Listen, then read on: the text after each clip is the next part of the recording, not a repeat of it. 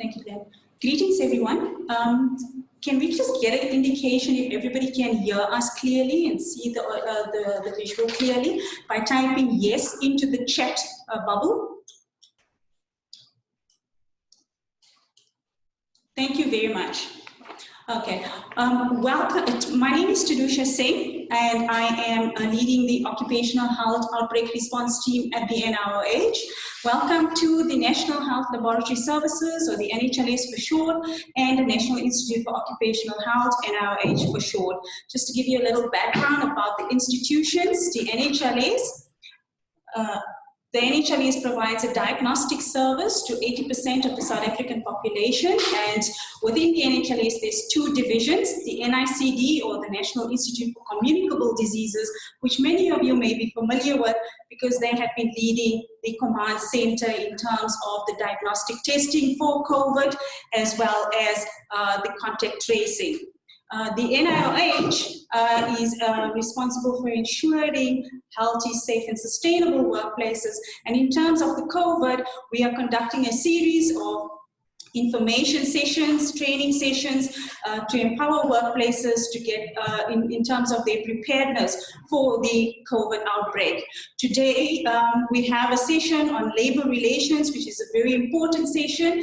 As the NIOH, we have been receiving numerous queries around the sick leave, quarantine, isolation, and so we thought it'd be best that we bring together the experts that can address some of the questions for you. Without further ado, I'd like to thank you for joining the session, and I hand over to our program director, Mr. Ashraf Rakely, and he will do an introduction of our panelists today. Thank you very much to Dr. Tadusha Singh, the head of our internal immunology and microbiology section, as well as a very capable leader of our NIOH COVID-19 outbreak response team. And Dr. Tadusha Singh has been active in all of our other video links dealing with COVID-19, specifically focusing on specific occupational groups, from healthcare workers to emergency medical service workers to teachers with educational capacity, as well as many requests from other categories. Medical doctors, dentists, as well as the trainer session. Thank you, Dr. Singh. And now I have the pleasure of introducing you to our panel. We have a panel of 4. We are awaiting the 4th panelist, and I will introduce you to that panelist once he arrives. But on your left-hand side, that's my right-hand side, we have Dr. Maureen Parter. She's from the compensation fund responsible to deal with matters where either an occupational injury has been reported or on the date of when an occupational disease might be diagnosed, and to deal with adjudicating those claims and deciding on the compensation benefits that must be applicable. I wish you welcome, Dr. Maureen Parter. Thank you for joining us here at the NIOH on this particular panel. Our second guest, following from Dr. Parter, is Ms. Elgene Ruiz. She's from the Richard Spoor Incorporated attorneys, RSI attorneys, who have been kindly also been assisting the NIH on some legal questions that we have, and the ability to give us some explanations around the legal implications of the things. And have agreed to join us on this panel as well. So welcome, Elgene, Ms. Elgene Ruiz. And thanks to your firm of attorneys for also allowing you to be here, like the Compensation Fund Commissioner, as allowed Dr. Parter to be here. And then the third guest as we go along is Mr. Mahode McDonald Masenya. He's from the Department of Employment and Labour. He is from a particular section, but we are glad to have him here on our panel to address some of the questions that you might share with us. So welcome, Mr. Senior, to the NIOH's live COVID-19 broadcast from the studios of the NIOH in Provident, if I can borrow a term. And so, welcome to you. Thank you for joining. Thanks very much. Okay, so the 4th guest that has agreed to join us here today is Dr. Jan Lapere, He's from the South African Society of Occupational Medicine, SASOM. And my sense is our panel will be able to contribute their different strengths and expertise to the questions that we're going to encourage you to share with us. And now I want to invite you to look at the bottom of your Zoom box, your Zoom screen. At the bottom, you'll find the chat bubble. If you click that chat bubble, the chat column will pop up, either as part of your screen or as a pop-up. Please, the first thing we're going to ask you as participants in this particular online Zoom video conference session on COVID-19 and labor relations, please type your email addresses there so that we can share information with you, and as a means of a register, your name and surname and the organization, that the workplace or organization that you represent. We much appreciate to have that record of your attendance. If there are people who are more than one person, not on a laptop, but in the boardroom, and there are multiple people there, we'd encourage you to consider taking either a written attendance register. If that can be scanned and emailed to us at info@nih.ac.za, indicating your where you are located, today's date, the session, and indicating it's the attendance register for your group. We'd very much appreciate that. So you click on the chat bubble at the bottom, that will pop up the chat column, and you type in names, surname, your contact details, including email and the organization you come from. The very same chat box is the place where you are going to type your questions of relevance to our topic today, and that is COVID-19 and labor relations.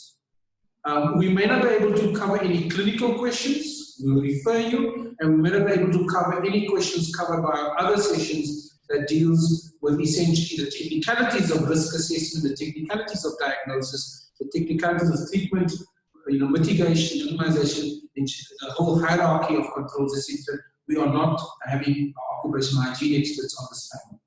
So please type your questions in that chat session as well. If you cannot hear us, if you cannot see us, you need to look at the settings on your Zoom software, and hopefully you have the right link that you have joined us. So welcome to this particular panel. I'm going to ask our panelists to answer broadly this question and perhaps expand upon if they feel it's necessary in the expert opinions. What are the implications? What are the implications of COVID-19 and the National Declaration of State of Disaster for employees and employers within the context of the South African legal framework and within the context of a social benefits framework and recent sort of comments and discussions that might have taken place? I'm going to ask Ms. Elgene Lewis to start off on this particular question. So Elgene, what's your reply to the question, what are the implications? Can you sort of just set us the framework of why that is necessary? And it doesn't matter if you're looking at any of our colleagues on the panel or me, or directly at the audience as well. We are sitting in Dr. Mpata's lounge, and we're ignoring all the technology, and we're having a very informative conversation with Cape Town sisters as well. Oh, so please, Paul, and proceed. Okay. So I think the first starting point is that I think there's been a lot of opinions, lawyers creating opinions just, to answer the question about what the implications for employers are. And I think employers are really interested to know what their responsibilities and duties are during this time that South Africa is going through. So I think, we've seen that a lot of people have started answering the question by looking at the Basic Conditions of Employment Act. However, that doesn't specifically speak to what we are dealing with here. And the overarching framework that employers need to look at is the Occupational Health and Safety Act. So in this act, in terms of Section 8, the OHS Act lists various sections on what the duties are The overarching duty for the employer is to ensure that employees are kept, not kept, but are working in safe and healthy environments. But before I go into that, it is important to also note that the OHS goes further than just dealing with the relationship between the employer and the employee, but it also regulates the relationship between people who come in direct contact with employees. So that could also be consumers. And so the employer then has the fundamental duty to ensure the workplace is safe, not only for the employees, but also for people who come into contact with those employees. And not complying with the OHS requirements will hold a very serious consequence, yes, for the employer. So I think within that framework, we need to sort of think about what is it that the employer needs to do. So the OHS Act goes into and gives a lot of guidelines as to what the employer should do. There are steps and measures that the employer needs to put in place to ensure that the employees are working in a safe and healthy environment at all times. The employer also needs to be in consultation with the employees in terms of what the measures are that they've put into place. They also need to conduct specific risk assessments for each employee. Now, the risk assessments, there's no blanket risk assessment that can be done for each and every employer or company. And that is really going to be dependent on the company and how it is structured. But I do know that the NICD does have a sort of template risk assessment that one can look at to guide you as to how, as to what the steps should be. But the important thing is that the responsibility of the employer is to weigh up the balance of having employees at work and what the cost implications are in ensuring the safe and healthy environment. So the OHS doesn't want to overburden employers by putting in so many measures that at the end of the day, the company is going to suffer any extreme loss. So the employer will have to balance all those variables out. But at the end of the day, looking at the risk, the outcome of the risk assessment and what the individual employee's risk level is, the employer will then have to give the appropriate response. So there have already been responses from the NICD, from the Department of Labour, saying that if someone comes into contact with someone who has contracted the COVID-19 virus, they need to be self-isolated or self-quarantined. If someone is diagnosed or has contracted the COVID-19 virus, they need to stay away from home. Stay away from work. Stay away from work, I'm so sorry. Because the ultimate responsibility lies on the employer to ensure that the workplace is safe. So if they are aware of such risk, they need to ensure that the person stays away from work. The question of leave is a very prominent question at the moment, and there are very different responses to this. But the Department of Employment and Labour has settled those responses, although I'm not sure practically how it's going to work.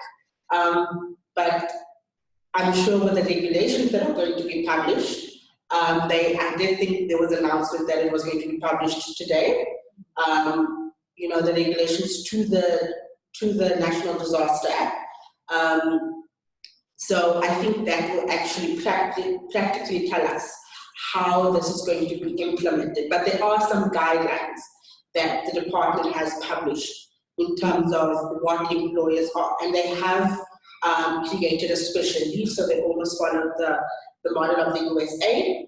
So there's a 14-day special leave, and in different circumstances, you can apply for the UIF benefit fund, and so on. But all in all, that is what I have. So may I just clarify? Yes. You mentioned regulations that have now been I'm not promulgated in no. line with the state of disaster declaration. Was this promulgated by the Department of Employment and Labour, or by which department?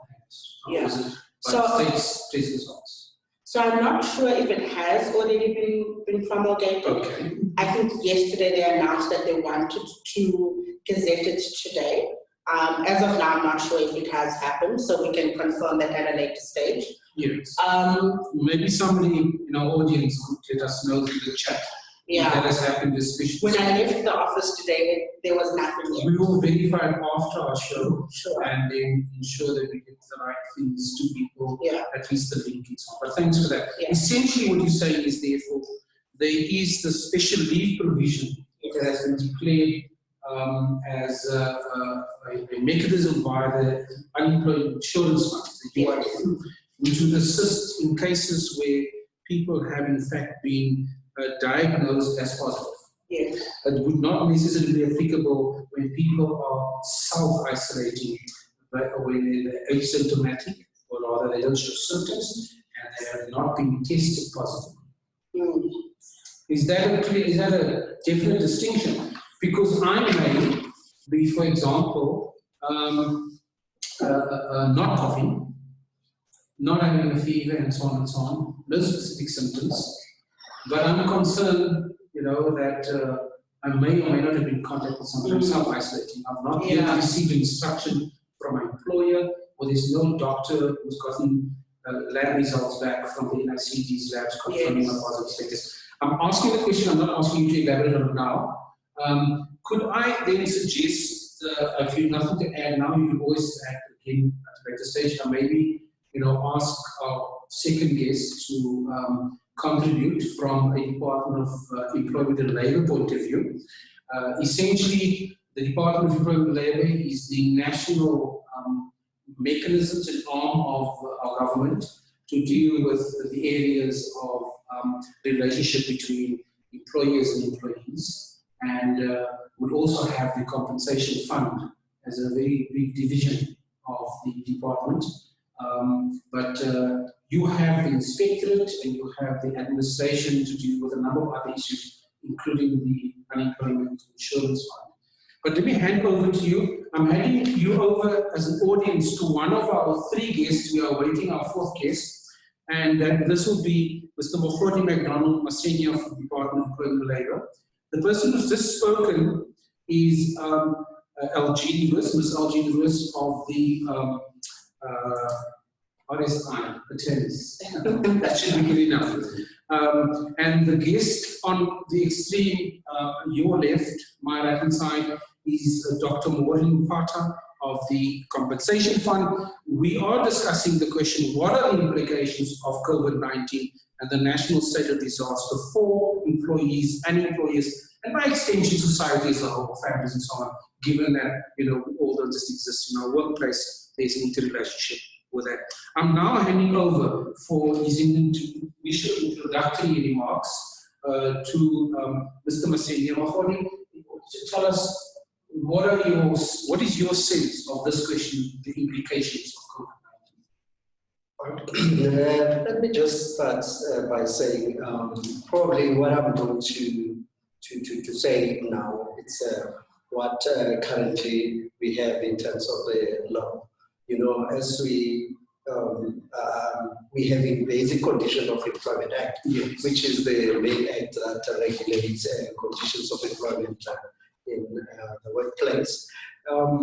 Probably when you go to that act, there are two provisions which talks to the issue of sick leave, of which is the one that I want to sort of share with you in terms of what it says and what can we we get it out of it and utilize in this kind of situation that we find ourselves in.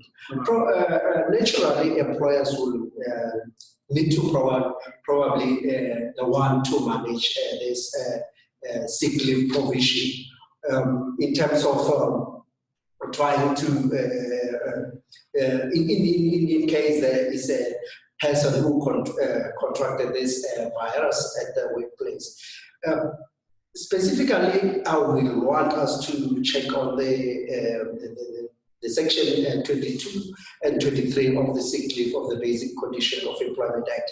And through the elaboration, I'll also touch on other issues which are the main issue to say, the one that was also indicated in terms of dealing with this situation. Currently, what we have in terms of section 22, it says the employee is entitled to 36 days of sick leave. But this 36 days depend on the number of days that the person is working over a period of 6 weeks. For example, if a person is working 6 days in a week, that will mean you will be entitled to 26 days, 36 days. Then if you're working for 5 days, you'll be entitled to 30 days. It will depend on that. And to say,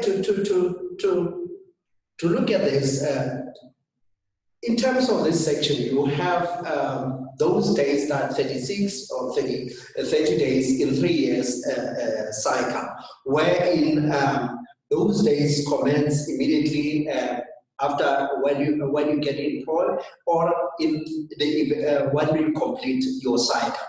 That will mean probably when you start working now, you will be entitled to those 36 or 30 days in 3 years.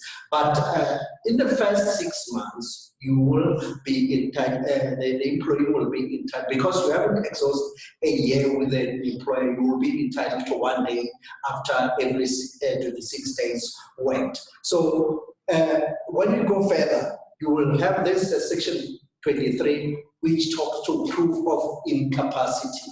Remember, when you're sick, the employer cannot pay you after 2 consecutive days not showing up without a proof. That's why you need to bring a medical certificate in order to indicate that you were sick, so that the employer can make payment. Or if you've been more than 2 occasions during 8-week period, you find that you are sick, and then you have also to give your employer a medical certificate that's stating that you were not able to work. Now, let me go to the impact of this disease that we are talking about. We know that there is those times that you will be quarantined, or also the time that you find that you have to self-quarantine. In terms of this, should an employer contract this COVID-19 and medical doctor place that particular employee into quarantine, the employee shall receive medical certificate for that period, and that will state the period that the person has to be in that quarantine. And in terms of that, we will treat that as a sick leave, wherein the employee has to get that particular certificate and take it to the employer to indicate that he or she was sick on those particular days. But we further say, in terms of dealing with it, if the days run out, that will mean the employer has to now tap into other leave provision, like annual leave. If there is any annual leave that are still available that the employee can utilize, or it might go to the end to a situation where it will be unpaid.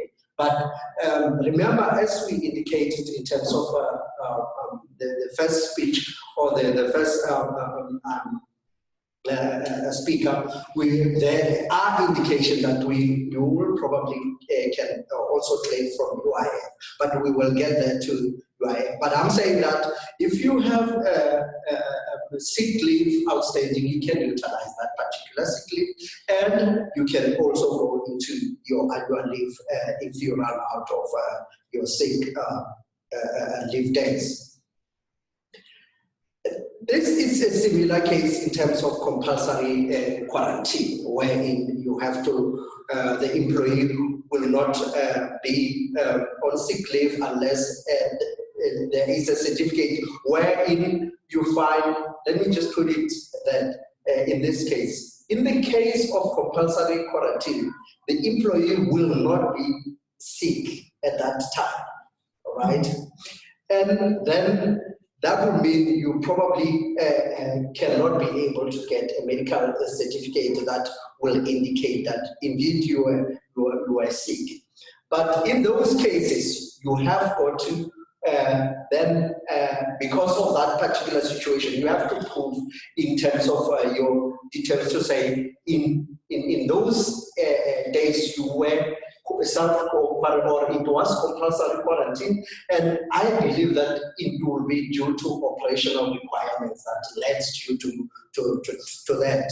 So an employer may require an employee to be quarantined if the employee has recently traveled to affected countries, right? And if the employer also displays some of those symptoms of illness, that will be, it will be then leads to sort of a compulsory quarantine. And that leave will be taken and on a paid suspension between, because it was a employer who forced or who initiated that, which is basically the operational requirement. And that will be sort of can be addressed in terms of compensation or in terms of the employers and employee agreement, how then they're gonna be able to deal with that. But this is a compulsory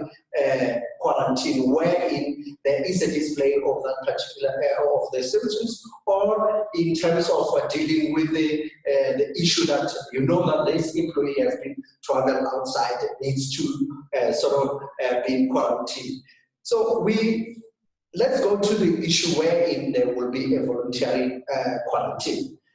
In terms of voluntary quarantine, we believe that the employee, knowing that he might or she might be contracted that virus, or he is a threat or she is a threat to fellow employees, he might decide to excuse himself or herself, wherein it would be a voluntary quarantine. And in that case, voluntary quarantine, the employee is not sick and therefore cannot claim sick leave, but can take leave like annual leave or can apply for unpaid leave.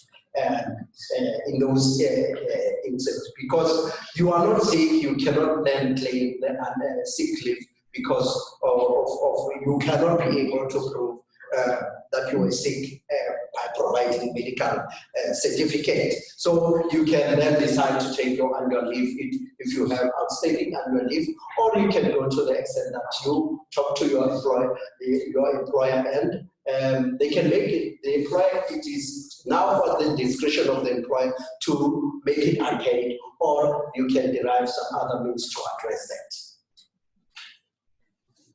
Now, there is a contribution to UIF, as they have been, you indicated that probably you still can also claim that. We say an employee has been contributing to the UIF. You have to be a beneficiary to the UIF in order to access that funds. So the employee will then be entitled to claim UIF benefits for the employees' credits. Remember, in terms of UIF, you have credits that you sort of accumulate during the process of your working period. Then you can be able to claim that in terms of your situation, your illness. If you have been ill, then you can probably claim those number of days from the UIF in the event the employer cannot be able to pay, or in the event you have exhausted your number of paid sick leave and you ought to go for unpaid sick leave, then you have to produce that certificate to the UIF so that they can process the claim. Then within that, you have to be able to limit to 12. I mean, you have to, you can claim that within the period of 12 months. I think I've just exhausted some of the issues. Well, that's been quite a contribution as your first shot, I would put it. So as a quick recap in a moment. Pardon. You are joined here online through the Zoom platform to the National Institute for Occupational Health's COVID-19 and Labour Relations discussion session. And our panel is the panelists from your far left and my far right, Dr. Maureen Mpata of the Compensation Fund. Next to her is Ms. Algene Ruiz of Regis Poor Incorporated Attorneys, RSI Attorneys, and the gentleman that assists our third guest who made his contribution is Mr. Mohodi McDonald, our senior. Thank you very much, Mohodi, for that input. And in essence, we're discussing the question, what are the implications of COVID-19 and the declaration of the national state of disaster for employees and employers in this very special time, uncharted waters, where we need to find out what are the questions first and see if we have all the answers. If we don't have the answers, plot the route to find out where those answers could be found. And sometimes the answers are found through panels like this, or a declaration by a president or a minister, or in conversation between you as employees and employees. So we've dealt with the different categories of Section 22 and 23 in terms of the BCA, the sick leave provisions, and then the other annual leave provision. And then the third category of unpaid leave in the cases of different types of leave scenarios. We've had essentially, I think, 2 or 3 leave scenarios. One is compulsory quarantine. Medical doctors diagnosed you as COVID-19 positive, or the employer has seen sufficient symptoms to instruct you to leave and go home. And then the medical process might happen after that. The second one is voluntary quarantine that has a different sort of look at it, and there is not an automatic obligation, I understand, from what Mohodi has just shared with us, for the employer through either sick leave payments or other sort of payments, their annual leave and unpaid leave is applicable. And then with regard to the final additional special leave category that's just been announced, my understanding is that was announced yesterday, is a mechanism via the Unemployment Insurance Fund. I now move to the first contribution from our third guest, and that's Dr. Maureen Mpata from the Compensation Fund. Maureen, thanks for joining us. You've heard what Algene and Mohodi has contributed. What is your understanding of the implications of COVID-19 we'll be facing now? Let me start by saying, by the time you come to the compensation fund, there will be some other measures or other things have failed. Yes, yes, it's after the fact. It's after the fact. The diagnosis has happened and there's a medical person who submitted. So we encourage the employees and the employers to practice health, to prevention is better than cure. Yeah. And just do things like differently and they must not think about themselves only, they must also think about people who surround them. And you already mentioned what the different things people can do to prevent the issue of infection. So I'll go straight to the issue of compensation. Compensation for occupational injuries and disease. you'll find that Section 67 gives us direction on the compensation for occupational disease, and we'll also use Section 66, where there is a presumption regarding cause of an occupational disease. So from our discussions, we thought that in case of coronavirus, then we will consider it like an occupational disease, despite that it's not in the list, the legislated list of occupational disease. So the way we're going to respond to it, we'll respond to it as an occupational disease, right? So now, employees who contract coronavirus whilst in the process of performing their work duties will have full coverage according to the Compensation for Occupational Injury and Disease Act, as amended. And also, they will have, what they will have is that those will include medical treatment, loss of earnings, or disability as a result of the complication of weather-associated disease. Right. So now, coronavirus will be presumed to be work-related if COVID-19 is transmitted to an employee during the performance of the healthcare work, like from a patient suffering from COVID-19, or the person who's responsible for analyzing people who work in laboratories and all that. Right, but during our previous discussions, we also thought that let's think about the non-healthcare workers. The people are usually not included in this. Right, we said in the case of non-healthcare workers, compensation will be considered when there is an identified source in the workplace, right? With confirmed diagnosis within the workplace that resulted in the infection of the individual claiming for work-related occupational disease. I think it ends us in the other instances where people say, we just went to work, someone came work in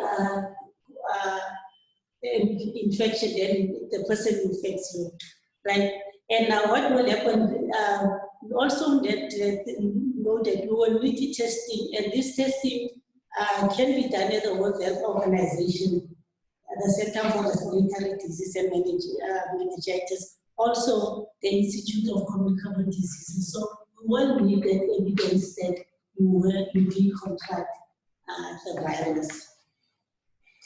Now, because now there are other implications, not only now to the person who's ill, but to the doctors who have to claim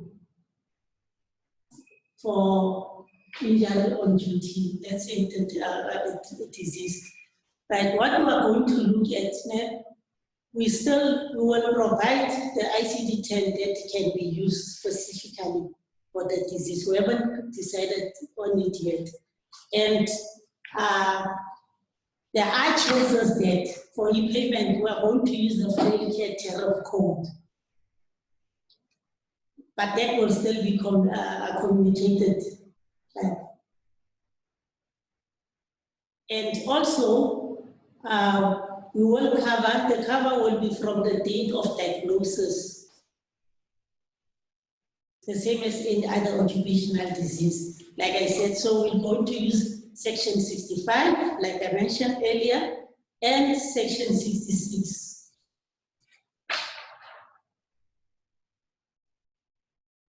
I hope I answered your questions. Yeah. Well, thank you very much. In essence, both from the Department of Employment and Labour point of view and the compensation point of view, you've, I think, for me, covered well what are the current provisions, the legal framework that is existing, and you've indicated how that particular framework applies to the current special circumstances. Yeah. In the case of the Department of Employment and Labour, you have Okay, just one moment. We have a technical question here with regard to our fourth guest that is online who needs to connect. So, is the colleague online? Yeah. And will we be able to see our colleague?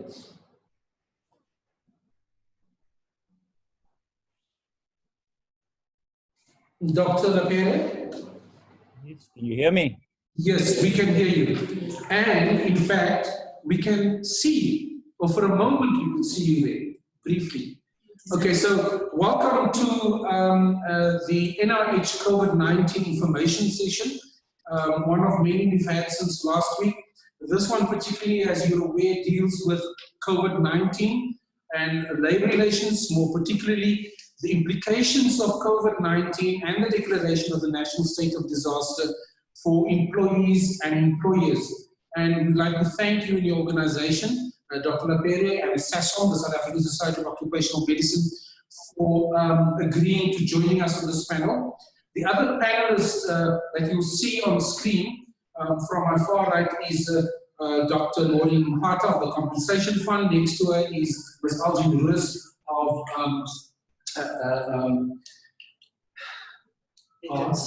Richard Spoor Incorporated Attorneys, tired second session, excuse me. And then next to her is Mr. Mahodi McDonald Masenia, who's from the Department of Employment and Labour. So thank you for joining us. We've just had three inputs. One is sort of the broad legal framework that Eugene assisted us with. And then we've had input from the Department of Employment and Labour with regard to legal provisions around the scenario of people having to stay away from work under different conditions, different scenarios, either compulsory provisional requirements or voluntary requirements, and then also the more recent look at the special UIF beneficiary status of workers and what credits they might be available for them in this scenario. And then lastly, you might have heard, I'm not sure if you were online already, our third colleague, Maureen, Dr. Mpata, indicating what the provisions are under the Compensation for Occupational Injuries and Diseases Act, essentially what the Compensation Fund administers, particularly Section 65 and 66. And once a date of diagnosis might be placed for a particular employee, there may be an occupational disease acceptance of claim. There is a presumption of an occupational disease for healthcare workers, but for other workplaces, there may also need to be, when people take time off, the identification of a workplace source of exposure. There must be a confirmed source of exposure, with clearly, in my understanding, the evidence being lab results to indicate that Maureen had infected me as a non-healthcare worker at my workplace. Is that useful for you, Dr. Lapere, as a quick summary? Yes, thank you very much. I did actually follow all of the talks before, so I'm au fait with what's been discussed so far. Great. Can I ask you to answer the question, what are the implications of COVID-19 and the declaration of the national state of disaster for employees and employers from your point of view and your organization, I would assume SASOM's point of view?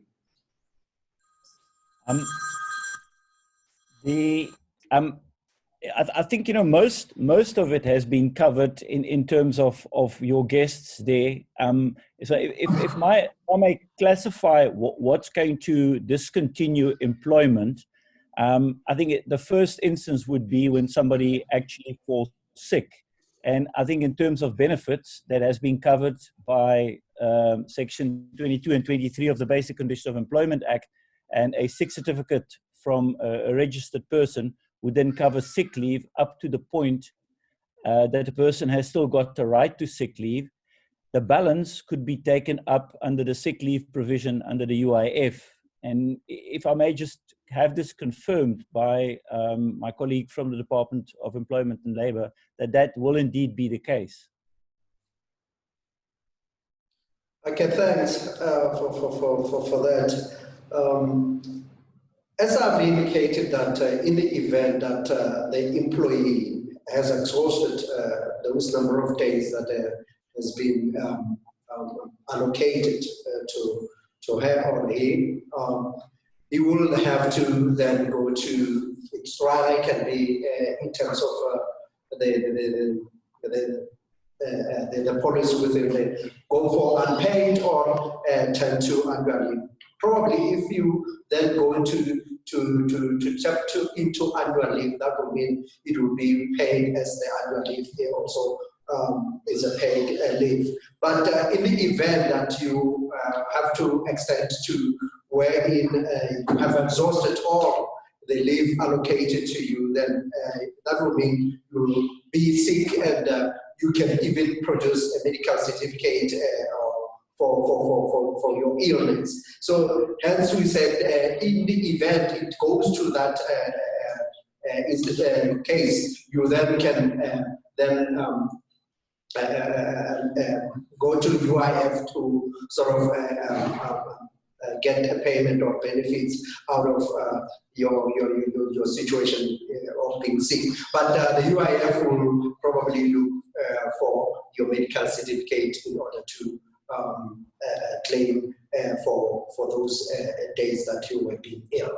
Does that help, Dr. Laperi? My understanding is that sick leave is a full 100% payment in replacement of loss of wages.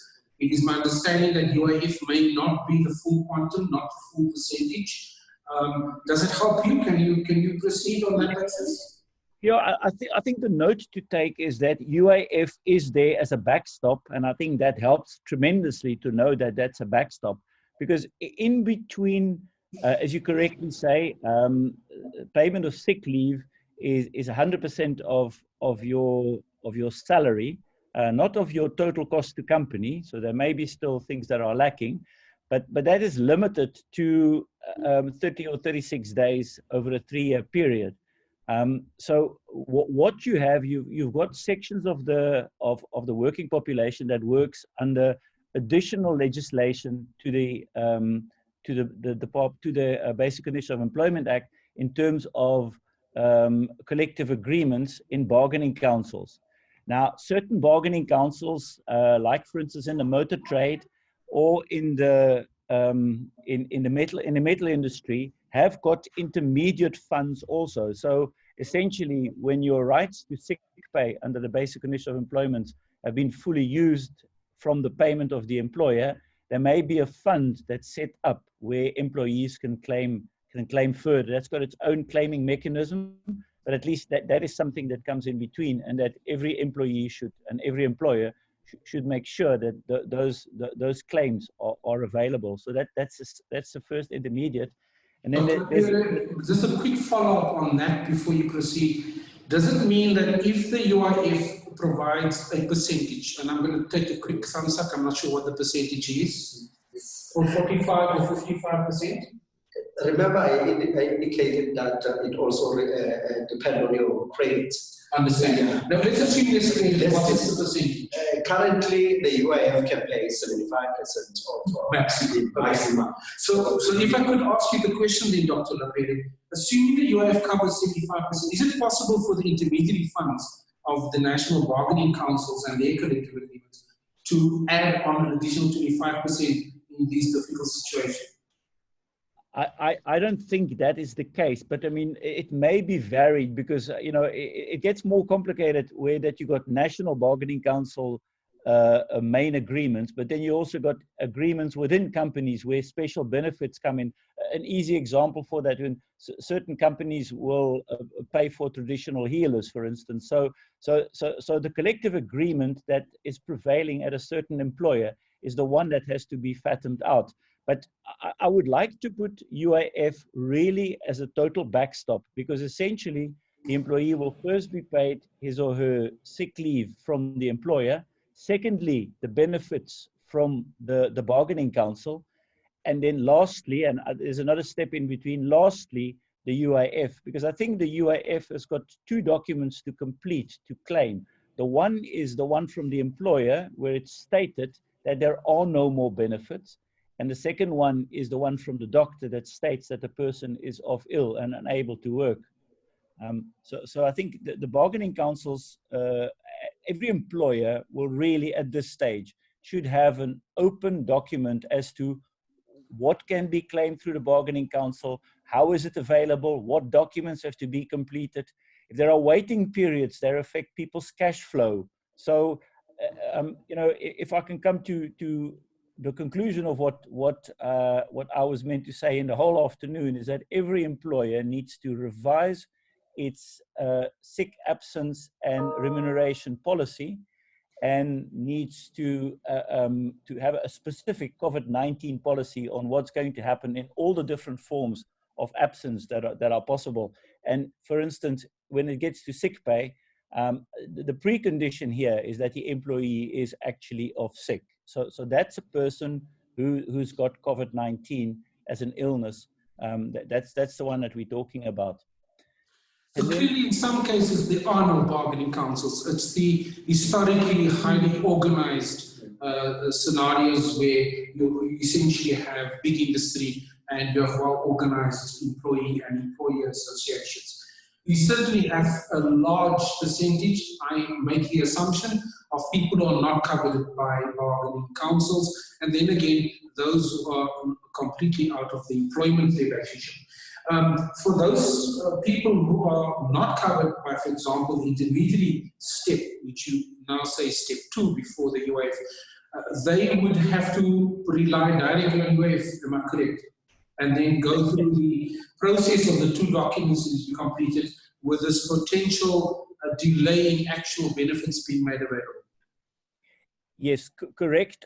Just on point 1, every employee, every person who works for another person is an employee. So the basic conditions rights from the Ministry of Labour, they are not debatable. So there is nobody who's not employed if he's an employee. It's different if you're an independent contractor. But when you work for somebody else and you haven't got an independent contract, you are an employee and you're immediately entitled to your sick leave benefits. And if there's no bargaining council, or the third one is a ministerial determination, then you essentially have got the rights of the basic condition of employment. So if we go to 1 is basic conditions, 2 would be bargaining council, 3 would be when there are ministerial determinations. And I agree with you that there's a lot of people who are not covered by those things, but we must also look at a vast number of people that are covered under ministerial determinations. And for instance, one of them will be, well, yes, farm workers will be, people will be, also the ones in the construction industry. You know, the civil construction industry has also got a determination, which has got a lot of leave impacts, particularly on the inability to perform in work circumstances, and those really need to be looked at too. But maybe I'll come to those when we're not dealing with sick people. But within those ministerial determinations, there are also obligations on people having provident funds, and those provident funds are kind of step 3. You know, 1 was basic condition, 2 was bargaining council, 3 is your provident funds, where within those provident funds, there can be funds available for persons who are off sick for a longer period of time than what their sick leave covers. So that also needs to be explored, what is available in there. Most of those funds will have a 10 days notification. So if somebody's off longer than 10 days, then they would need to be notified of a possible claim. And again, there are going to be claim conditions, claim documentations, claim periods, and paying and waiting periods. But all that needs to be on the front now. You know, we can't be looking for it with the first case. I think employers must really scratch these things together and put them into a policy on COVID-19. A quick clarification on what you call step 3. So step 1 is benefits under the BCA, essentially your paid sick leave with certain specifications, total number of days over 3 years. Your second step you indicated would that be of essentially collective bargaining arrangements between employers and employees, either at sort of workplace level or at a more centralized industry level. And the third level you're saying is provident funds before we get to UIF as the 4th step. Am I correct? Well, I think the third one would be ministerial determinations, which are not really bargaining councils. But I understand. Apologies. Yes. So even within step 2 and in step 3, even under collective agreements or under ministerial determinations, there may be employers who are compelled to have a provident fund for their employees. And depending on the type of provident fund that they have, there may be some benefit in there for temporary total disablement beyond a number of days. I was going to actually now clarify that with you, because the general perception, my understanding is, of provident funds and pension funds, is essentially old age retirement savings, right? When people either leave at the proper age of retirement, or there might be an early departure or retrenchment, therefore withdrawal of benefits. So in this case, you are suggesting that there may be provisions in some of these retirement-orientated funds where temporary total disability, as provided under the compensation fund, might also have benefits in these arrangements between employers and employees. Am I correct? Yes, correct. I mean, the possibility exists for 3 chapters in those funds. 1 is a temporary total disability, 2 is a permanent total disability, and 3 is a retirement. Yeah. I want to pause us as panel for now, and the questions that we've exchanged with each other. We've had colleagues, thank you, from our colleagues Tanusha and Monica, who's just extracted the questions that you've been posing as our audience on the chat. So just as a reminder for those who just joined us, this is the National Institute for Occupational Health's COVID-19 information session. This session, like many of the others, are dealing with specific topics. This one is dealing with COVID-19 and labor relations, looking specifically at the implications of this disease, both as a public health issue and in particular potential occupational disease in the work context, and within the context of the National State of Disaster Declaration. What are the implications for workers and their employers? And my 4 guests, for those who joined us late, is on my on your far left, I think my far right, yeah, your far left, my far right. I hope I've got this reverse picture here sorted. I do know what my left and right hand is. I'm not sure what's happening on the screen. That's Dr. Maureen Mpata of the Compensation Fund. Next to us, Ms. Algin Lewis of Richardsburg Incorporated Attorneys, RSI Attorneys. And next to me is Ms. Mahoni McDonald-Masenia of the Department of Employment and Labour. And we have online via video link the voice and picture that you've just seen of Dr. Jan Napere, who is of the South African Society of Occupational Medicine. So thank you, ladies and gentlemen, for your contributions. We do have an audience. I am not sure what exactly the indications of our audience, but we do have the capacity to have up to 500 video links. So one of the first questions that we have, do you want to just add something briefly, but I can only give you 30 seconds? Well, let's first, you have the honor of being a guest, but as a guest, you are now having to allow our guests that's online first choice. So from Norman, what is the definition of affected countries? And I'm not sure if this definition, Norman, is in terms of World Health Organization regulations. And in South Africa, we have more than 116 confirmed cases, with some are local transmission, that's community transmission, right? Are to be an affected country? I think you're asking a good question. Let me check with my colleagues on the panel here if they're in a position to answer that question. Otherwise, we must defer. I think we would have to defer Defer it to depend yes, on because I may have to call upon. So, Dr. Pere, do you have an answer to that one? Well, I can just talk from experience that we're dealing with at this stage. The affected countries are essentially come into the picture when we're dealing with an employee returning to the workplace, yes, and where the workplace risk assessment identifies that that person could pose risk to the workplace, and then that person would be put onto quarantine, onto forced quarantine. So I think that's probably where affected countries come in. And I think, first of all, going to the Department of Labour, which today has issued a statement on how to deal with COVID. And I think critically in there is the requirement for every employer under Section 8 and then the Hazardous Biological Agents Regulation to do a risk assessment. And if you're doing that risk assessment, the severity of COVID is not something that you're going to debate a long time about. But I think where a stronger word will come into is the probability of that person of the likelihood of that person becoming a risk to the workplace. And the long distances from China and Italy and France, they are easy because the probability there is high. But where the questions have now come in is somebody's gone to Cape Town, somebody's flown in the airport from, in my case, from Port Elizabeth to Cape Town or to Johannesburg, has been in the airplane, in the airport. You know, is that person a risk? And so we are asked to advise our employers, you know, how should you look at it? And so it's no longer where are the affected countries, it's now becoming where is the probability of somebody being infected the highest? And I think that changes from employer to employer, because if the employer can send somebody home to work from home, then that sending away has got minimal impact on the workplace. But if this is a line worker that can only work on the line, then sending that person home has got a big social impact as to how are you going to pay that person? And you can imagine that could be with numerous persons. So the answer to, you know, what are affected areas has to be mobile at all stages. You know, at the 100-odd cases we have now, one can say there's a few centers in Port Elizabeth that can be called infective already.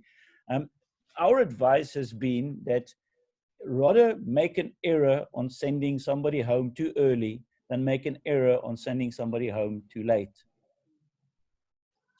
You're advocating on the side of caution to ensure that prevention is in place, as opposed to wait until there's a confirmed positive case. Thanks for that. I don't know if we can move to the next question. And the next question on the list is, because what happens in case people might be at risk? Oh, that's a very strange question. I'm not sure what that means. I'm going to just skip that for a moment and ask in Essentia, Masuku, just to elaborate on the question, and then we can get to the more detail of your case. You do speak about high risk of exposure, and maybe who are those people, but just clarify your question and we can move to the next one.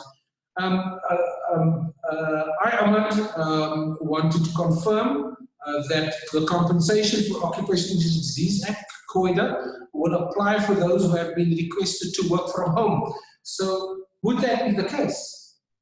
Mori? I think this will apply to the non-healthcare workers. This one, let me put it like this. People are asked to work from home, right? The reason they are going from home is that we don't want to infect them at work. You get what I'm trying to say. Are you assuming that the person who's been asked to work from home is actually now confirmed a positive person, or is showing? No, I'm just saying, remember, there's been this issue of people working from home. Other people can go work from home, and they work from home because they have an infection that is not work related. Got it somewhere, remember? It's just an example there. But there are also those people who are just fine at work, but someone came with an infection and infected them in the workplace. That will be work related. You see? So now the work is clear whether work related because there should be a source. Yeah. That is work related. But there's also a third category. If I take Dr. Laperi's, if you want to add any questions, I would encourage you to just maybe type it out if you want to add something. I'm encouraging my colleagues who clearly is in whispered, animated discussion around key questions to just add it to our screen that we can see as presenters. Unfortunately, Dr. Laperi can't see this particular screen. So Dr. Laperi has added the third category. The first category is people who have been sent home because they may have had a non-occupational exposure. It might have happened on some sort of travel overseas. The second category is where I come positive and I, unfortunately, transfer the virus to you at work. That will be occupational disease and compensation apply. Dr. Pere is suggesting, let's err on the side of caution, and as an employer, tell all my workers to work from home. I instruct, it certainly, as you've explained, won't be covered by COIDA. But there would be the question of what happens with regard to the nature of the work at home. Is it just work at home? And therefore it means it's not, no leave is required, no COIDA is applicable, it's work from home, I will continue to pay you. that could possibly be the scenario applicable there. You know what, I will go discuss it with my colleagues. But if you are going to work at home, you didn't get the disease from work. It could also be, because the other thing, if you are going to get a disease at home and you go to work, you remember, you still won't be covered. Yes, okay, understand. It's how this is not, I'm not responding for ECF official, yes. But it's just my thinking. No, this is your opinion, we accept that. We're not necessarily you will undertake to clarify that for us. We can always, once you've clarified it and received an official position on that, share that with our listeners. But another question to the whole panel, and Dr. Lapere, as a member of the panel. What about those who are sent home by the employers? Dr. Lapere is just advocating to err on the side of caution. For containment and quarantine, and then contacts COVID-19 having been sent home, and that could be contracted in the home itself or in that outside of the workplace scenario. What would be applicable there? Can I just add something? I don't think that COIDA would be applicable in that scenario, because the reason, like you were saying, of you going home is for you to actually be in isolation, to quarantine yourself, and to remove yourself from the risk of contracting it at work. So I don't think COIDA would be applicable there. So if the infection happens at home, either from a spouse or from other member of family, it would still then be regarded as a non-occupational exposure and would not be regarded as an occupational disease. I hope that covers that. You concur with that, Dr. Lapere? Well, if I may, I read the question differently. You know, obviously, an occupational disease is caught out of in the course of employment, and if it doesn't happen at home, then it wouldn't be an IUD. But if I may just read a response, I've had this question. Please do. Yeah. It was also a person asking, if I send people home to work at home, can they have an IUD at home and an injury on duty at home, and would COIDA cover this? And my answer has been, the Occupational Health and Safety Act defines that home is included in a place of work. So already the Occupational Health and Safety Act applies there. COIDA does not define a workplace, but widens the physical sphere to anywhere out of and in course of work. So in other words, the workplace at home is also a place covered by COIDA. Like some, carry on. Section 8 requires a risk assessment by the employer. And what this allows, it allows the definition of the scope of work in the course of which an IUD or an occupational disease can occur. Number 2, the definition of the required containment at home in relation to a company-defined standard for working at home. And that's where it comes to that employers must define a standard, what I require from home. And so if somebody has an accident in the workplace at home, then that would be covered by COIDA, but the standard has to be divided by the employer. There was a question as, what about dishonesty? And my response to that was, as to the reporting of IUD, we must keep living in the hope and belief that most people are serious and listen to their conscience. I think that's a good one. So in essence, there may be certain types of work that's not always in a particular building. Quite a lot of employees are required for and within the scope of their work move outside of the building. In the case of people using vehicles of the employer to transport, carry, or so on, cart things, as well as visiting the sites of clients or associated business relationships, and sometimes even perhaps, if not the road or other forms of travel on behalf of the employer. You are saying that if an employer instructs me to work from home or make such an arrangement, that arrangement must seriously consider that the definition of workplace would incorporate the workplace as part of that, and that the employer would have to set what that standard is for working from, let me say, an unusual special place. Am I correct in summary? 100% correct. Yeah. And can I quote you on that as a legal expert, Dr. Lepere, or am I accepting, is that founded in the legal framework? Can I confidently say that? Or is it a question of, at the moment, and as a panel, apart from our specific reference to sections in law, are sharing opinions? What's your comment or response to my question? I don't think this is an opinion, because the workplace is defined under the Occupational Health and Safety Act. An injury on duty is defined under the Compensation Act. The requirement of doing a risk assessment for the workplace is a section of the Occupational Health and Safety Act. So I think there are a whole number of duties. Maybe where it's my opinion is that the employer defines a standard for that. But I think that comes with a risk assessment, because if you're going to define a containment for your assessed risk, there must be a standard against which you reasonably practically measure that.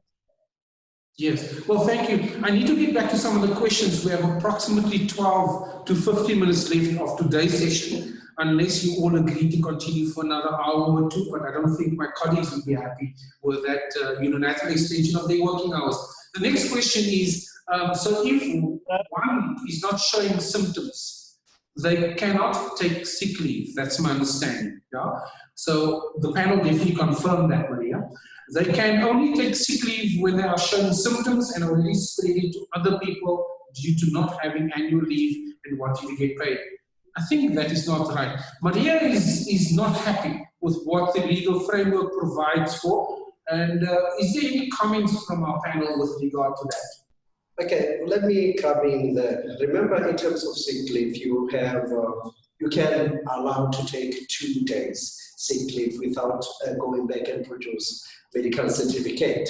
But it says if you take more than 2 consecutive days, you should produce a medical certificate to indicate that indeed you're sick. So if you want to take those 2 days with maybe having to just try to check yourself on the basis of whether you have contracted the disease or not, 2 days you still can take it without going back and produce a medical certificate. But the law says if it's more than that, if it's 3 days, 3 days, then you have to produce a medical certificate to indicate that you indeed are sick. So a follow-up question, Dr. Lapere, you're not seeing this on your screen, but can I read this to you? If the worker, the employee, is not symptomatic, right? None of the signs of links to COVID and so on, COVID-19, but have a positive test. The lab test happens, and this can only happen if a person does this on his or her own, and it's not going to be required in terms of procedure where symptomatic symptoms are already known or shown. Would that be sick leave, an asymptomatic case? Dr. Lapere? Can you hear me? Yes, please proceed. No, we've been pondering on that one, and I think I've confirmed this yesterday afternoon, is that at this stage, it is not possible to have a test done in South Africa without being a person under investigation. So, and a person under investigation is a sick person. So I don't know where somebody would come up with a positive coronavirus test and be perfectly healthy. From a medical point of view, there are cases of people who tested positive and who never got sick. That's true. But in our South African context today, every person who's being tested is a person under investigation and is already a person who warrants sick leave. So if you have a positive corona test, your doctor must have assessed you as being so sick that you require the test. So what in the case of, a concerned person who's within a family context, and therefore they sort of do the testing and manage to, I don't know if you have these kids, you are saying it's highly unlikely that might happen in South Africa through the proper, I think, lab scenario of the NICD, our sister institute, the National Institute for Communicable Diseases. But I'm sure there are private labs that might be undertaking tests. Could there be a situation where this scenario might occur? The first South African case was the wife not showing any symptoms I think that was the KZN scenario. Dr. Rabere? Yeah, I think that the scenario can exist, but at this stage, you know, the modus operandi is for it not to exist. But I would say that the Section 23 of the Basic Conditions of Employment Act says that when a doctor declares somebody unfit on account of an illness, now somebody with a positive mucus test for a dread disease like we're dealing with now, a notifiable disease, I think that person is fully warranted to have sick pay. Okay, thank you. So the next question, would it be feasible to create a category of specialties specific for COVID-19 related quarantine, especially if it is a workplace exposure that receives some sort of government assistance in paying for smaller companies?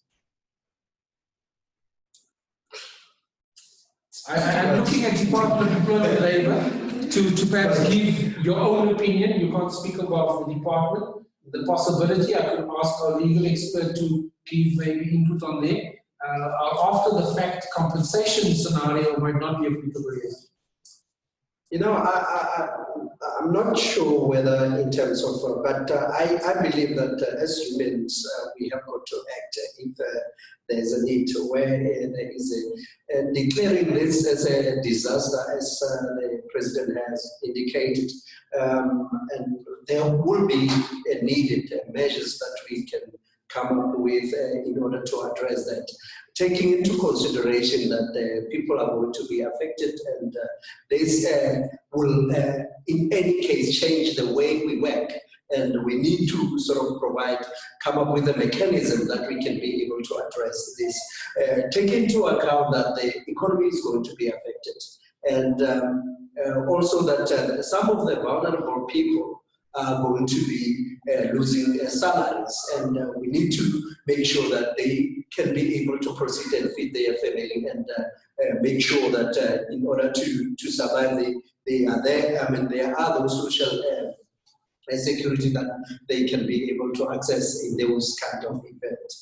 And my sense is on another level, as indicated also by you, Dr. Abed, is that there's also those arrangements between employers and employees, and maybe this particular mechanism, unique special mechanism in the case of our state of disaster, potentially even a state of emergency, depending what may be required, where this special COVID-19 type leave is agreed upon and details are worked out, you know, not necessarily at a national or for that matter centralized level. How would you determine that the infection happened during the course of the normal duties though, especially with the incubation period in this case?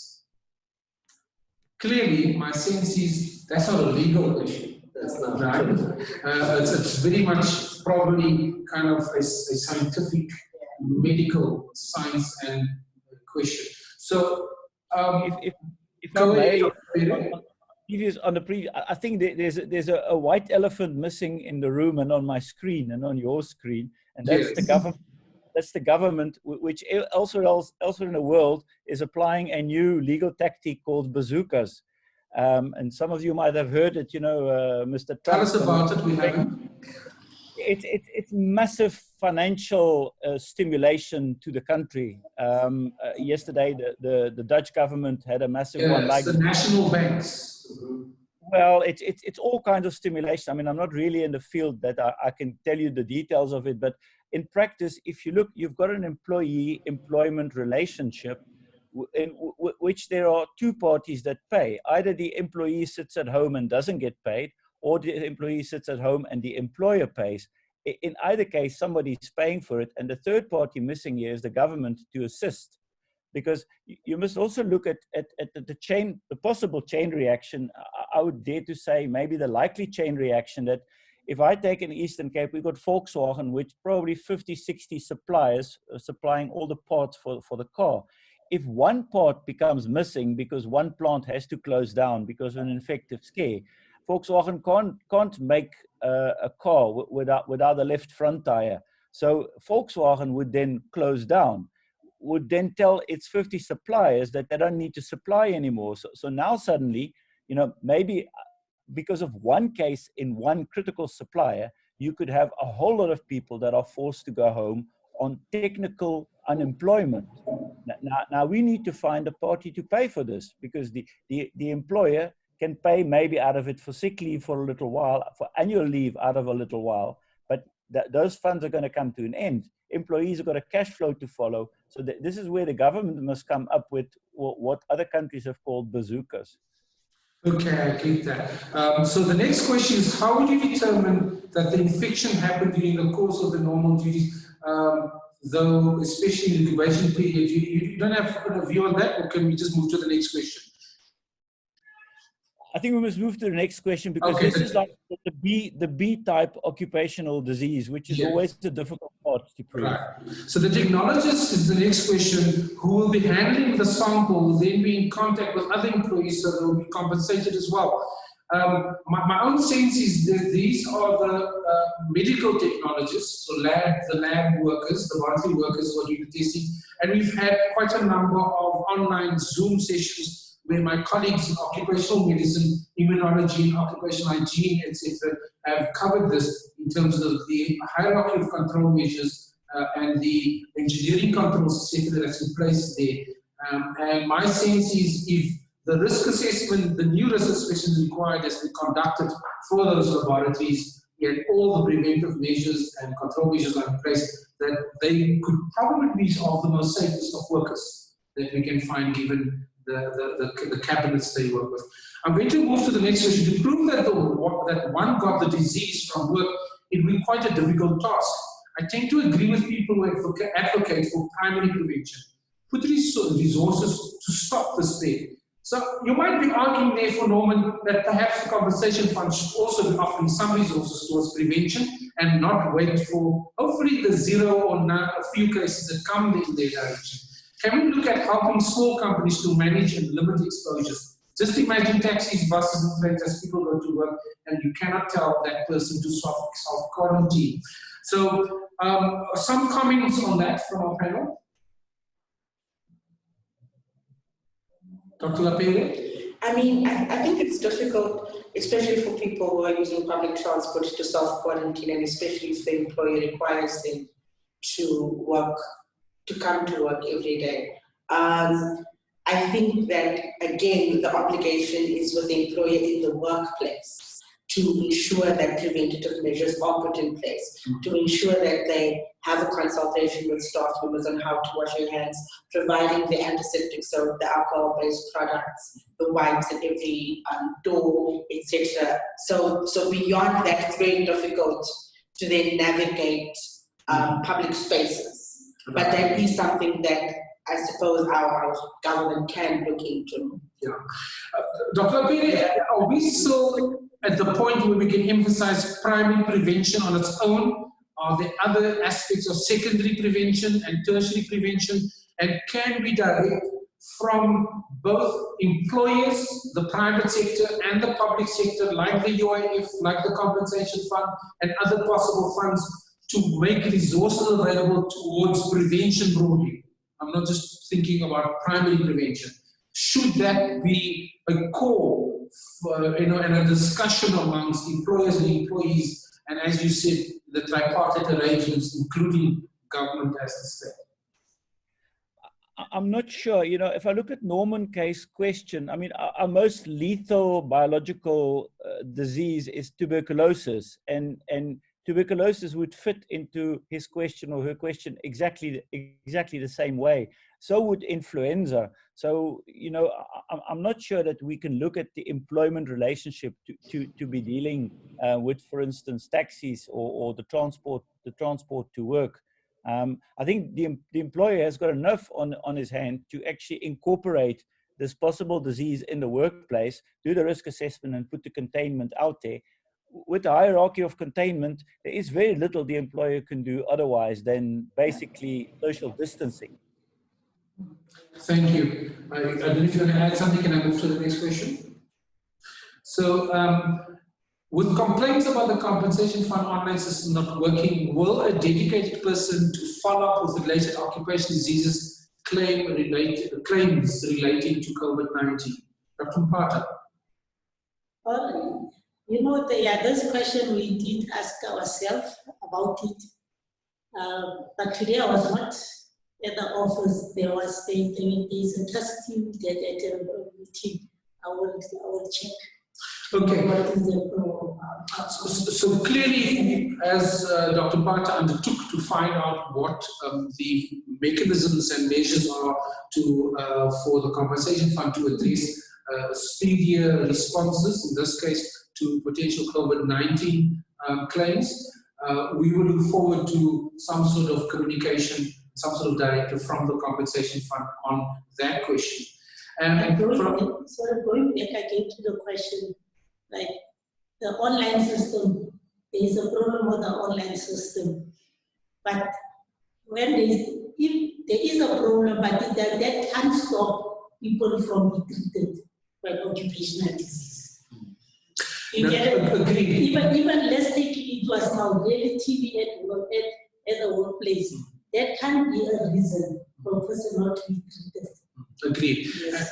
That's the case, I think, in terms of legal provision, and as well as the fact that we're now dealing with quite a serious disease, this virus, and if it has particularly also an occupational relationship, that the appeal quite clearly is going to be to both public and private healthcare providers to ensure that there's no refusal to provide medical care. However, as you know, people will ask the question: if we provide this care, when will the medical bills and other treatment regimes be? And we will wait for your formal position and communication from the compensation fund. From the district municipality, there is the question: could the COVID-19 virus be an occupational disease which needs to be reported? My understanding, if it's an occupational disease, it must be reported in terms of the Compensation Act. So the answer is yes. How does the employer prove that it was acquired by the employee at work? They clearly, as indicated earlier on by our guest, Dr. Bhatta, there should have been a positive COVID-19 fellow employee to indicate that there has been the contraction. And if the nature of the work of the employee is outside of the workplace, or there's been this instruction for the social distancing and therefore quarantine, that is compulsory quarantine, or other sort of activity in travel or going outside the workplace and there's been contracted, it would be important to have a sense who that positive person was, either in the scope of your moving through in terms of work outside the building, and your workplace is extended even to the home if there is the compulsory isolation. So does the case fall under NIOH sick leave? Yes, if you can prove that there is this causal link in the scope of your work, and given sick leave and the employer does not recover until his or her sick leave. I think we've just lost our connection. Dr. Laperi, are you still there? I'm still here, yes. Yes. Can we have an indication on the bubble of the chat, indicating people if you can still see the audio and the video? Can people just indicate by typing yes in the bubble text? And I see yes is coming through, so we're still connected. And to remind you at this point, please, if you've not yet put your email addresses, your name and details and email address and workplace and so on, or organization you represent in that chat group, please add it there so that we can make sure that you get the documents and further communications that could come from the compensation fund or from the Department of Employment and Labour and circulate and share that with you. It's also the tendency of ourselves for you to put your email addresses there. Thank you very much. So the next question is this. So after the occupational medical practitioner has declared an employee a COVID-19 positive case, given sick leave and the employee does not recover until his or her sick leave, that's 36 or 30 days, whichever is applicable, have been exhausted, then what will be the next alternative? My understanding was the next alternative effectively was the other elements that Dr. Laperi indicated to us, and it is the element of the bargaining council, collective bargaining agreements, and the third step being the ministerial determinations for people who might be applicable to farm worker, domestic construction, security. Those sectoral determinations, and finally Provident Funds before the UIF sick leave, which has some limitations in what it makes possible. Okay, so I'm moving on to the last part here. What measures can be taken when an employee at ground level who may have literacy issues, who has symptoms like flu-like but refuses to see, and there's the rest of the question there, colleagues, that might be on the next page, but refuses to see the doctor for personal reasons and also doesn't want to stay at home until he's better. Well, what happens in that case? Well, we've actually had a case of a family who refused to self-quarantine, and the department did take them to court and was successful in that application. So I think in terms of the law, it is quite necessary for someone to be examined by a doctor and also to quarantine should they be positive. Right. My sense is a state of disaster, or for that matter, a state of emergency, allows for some of the suspension of rights in the public good. Because if it's such a huge public health concern, that might be the case, where my rights as a patient may be overridden in the right for the general public health. Okay, so I'm going to do the last question because we've just slipped over our ending time, and clearly we have not covered all the questions. We are going to supply the questions to our guests, and we're going to ask them to offer us 10 more minutes. I have been given by the 10 more questions. Okay, not 10 more minutes. Okay. I just thought that the newly appointed TV producer of the NIOH, which I just appointed a second ago, has given me 10 more minutes as the producer director of the NIOH online live television show. Okay, so last question therefore, because we cannot cover the other 10 questions, we are going to share those questions with our guests, Dr. Lapere, Dr. Mpata, Mr. Masenya, and Mr. Ruiz, for them to offer us some questions and share those with to you with our frequent asked questions and through other mechanisms. So the last question is, under the Compensation Act, are all health facilities required to keep a register with confirmed COVID positive patient folder numbers and parallel register for health workers who have contact with these patients who probably work in those wards or areas or spaces where COVID positive patients might have gone through, especially prior to being diagnosed and prior to being placed in isolation? Does the rule of presumption not apply more liberally? The old TB has long been dropped as impractical mechanism since TB became pervasive in the public sector facilities, including undiagnosed cases. So I'm going to put that to the full panel, and I'll end off with Dr. Lapere. I'm going to start with the Department of Employment and Labour Compensation Fund, a legal opinion, and then Dr. Lapere. On this final question, each of you have about 60 to 90 seconds to just give us your legal and or personal opinion or commitment to secure an answer. Let me just say, but in terms of what the question, probably, I don't know whether in terms of COIDA can be addressed in terms of what the issues are raised here, and even the presumption in terms of the COIDA. But I think I will rely on my colleague to sort of give more details in terms of the presumption, but in terms of COIDA. Can you just see the question again? Can we just see the question again? There you are. So it's from Emeritus Professor Rodney Early, asking, should we not be looking at declaring the rule of presumption to be more relaxed, given the TB experience and some of the mechanisms there that does not work well.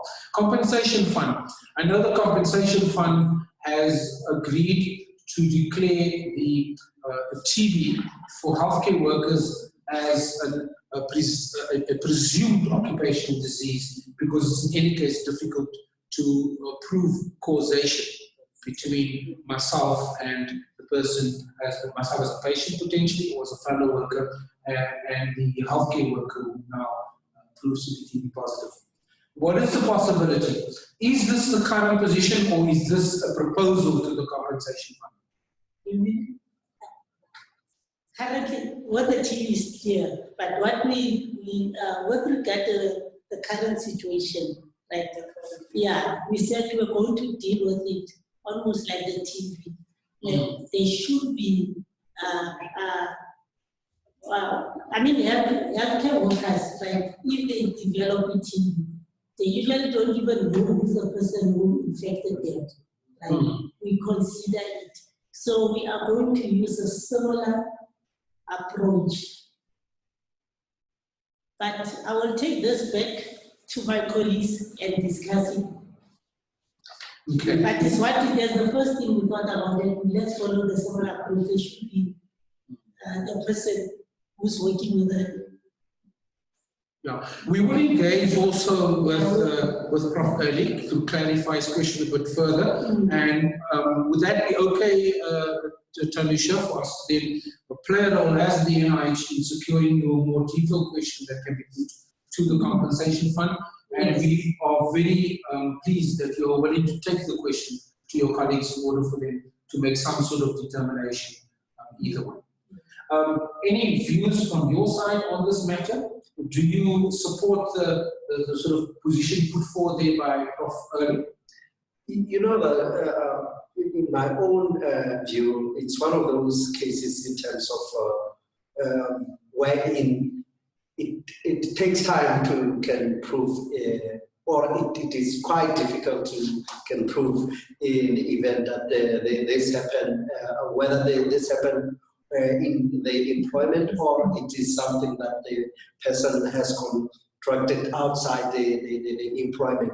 But I think that in terms of compensation, there are those mechanisms like as indicated to say that what currently are the measures which are in place to can prove that indeed this person have contracted this disease on line of duty. So that but I think that it's quite difficult to, or it is one of those cases that it will be sort of difficult to prove it whether the person has contracted this unless they give it a special dispensation where they will have to look at it and come up with it. Which I think yeah. Prof. Early is advocating, and is advocating within the context of the nature of the public health threat that we're facing. But your opinion? You know, I think this will have to receive direction from, you know, the Department of Labour and the Department of Health, because they will have to be able to send out directives to clarify what the position is. I think for now people are working on a case-by-case basis, and government departments are just trying to hit the biggest flame first so that they can get into the technical aspects. So I think it is a question that will probably come up and it will be dealt with, but this will have to be receive direction from government departments. Yeah. And I would also perhaps want to clarify with Prof. Early, is he referring to people in employment relationships, and is he referring to employees that is beyond the healthcare setting as well? And we can then forward with agreement with yourself the complete question to you. It also, I think, challenges us, Prof. Early challenges us to go back to what it means around TB as an occupational disease, what specifically it means around the presumption that the person has acquired occupational disease in the workplace, and what the procedures and what also the measures are to address that. But certainly I've heard the message from our participants here in today's session, the question of how can we ensure that we strengthen those interventions that are going to strengthen the prevention arm of what we do. We would certainly need to deal with when people have already had either occupational or non-occupational exposure, either through work or non-work related travel, and that is to the high-risk countries and back. But we now have community transmission happening as well. And I think the experts, both from a clinical and other perspectives, are watching closely the cases and the new cases that has arrived to not just look at the way transmissions happen, but the lessons that can be learned in order to strengthen not just the treatment of those who are COVID-19 positive, but also to strengthen the prevention measures and to keep that COVID-19 infection curve as low as possible. We are going to require all employers and employees to play their role in dialogue with each other and in collaboration and cooperation with each other, be guided by our national departments and guidelines and SOPs that they issue, guided by the medical and scientific community to ensure that we do our utmost in this national state of disaster to address the COVID-19 serious international and national public health threat that has been declared a pandemic. At this point, I would like to thank our guests here on the show, and I'll start with you, Dr. Lapere. Are you still there? Yes, I'm here. I'm going to give you a couple of seconds, 20, 30 seconds for any final comments for each of us. Thank you very much for your contribution, and your comments will be part of your goodbye to us.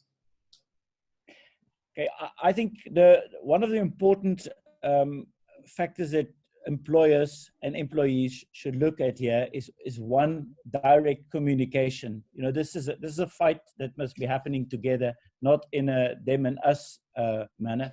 Number two, I raised a few items that are policy related. I think a lot of current company policies need to be reviewed, and that needs to be out in the open. Some of the questions further on the line are in that line. And number three, I think the government must come in, for instance, on the presumption. If one compares the TB presumption for silica exposure to that one of medical personnel, the one for medical personnel is a lot narrower than for silica. So in terms of medical personnel here, if we want to keep our doctors and our nurses and all our other medical personnel in place, we need to give them the assurance that at least their work exposures are fully covered. So these are the three partners that really must come to the table urgently. It's the government, the employees, the employers, and the employees. Okay. Thank you very much for that, and thanks for your contribution. Maybe from you, Mahodi, that's Mr. Mahodi McDonald Masenia of the Department of Employment and Labour. Your final comments, 20 seconds.